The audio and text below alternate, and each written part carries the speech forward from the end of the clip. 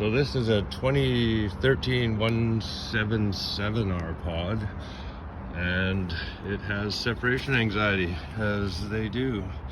And you can see here we've got rot on the inside. This piece of wood that used to be down here is kind of sort of like that at some point. It's rotten and gone.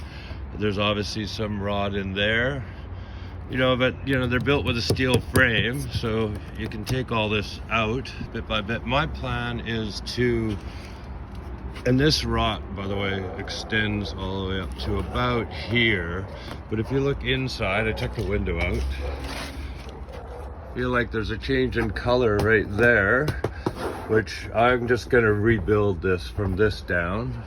I'm not really sure why they put that little thing in there. It's obviously nothing structural, but it should be said that these chairs and these systems here, if they're done right, can actually create quite a lot of lateral support because it's a box. So I'm going to rebuild those also, but that's for a later video. For now, I think I'm going to rebuild this setup basically from that join down to here, here, with skins on both sides. And that's just a fairly simple operation to trace this shape off of the trailer and cut it out of, it looks like 1-inch plywood here. I might just laminate plywood together to make the thickness I need, and then I might redesign this just a little bit. It's going to be basically the same idea, but maybe a bit stronger. They use these kind of staples. I'm going to use a different kind of joint, but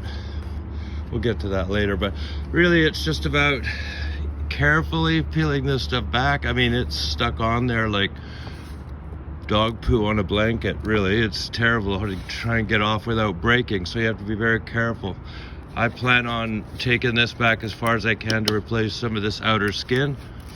I'll obviously fix this insulation issue where there's spray foam or something in there, and then I'm going to re-insulate the front with rock wool instead of this glass. I hate fiberglass, and then we'll go from there.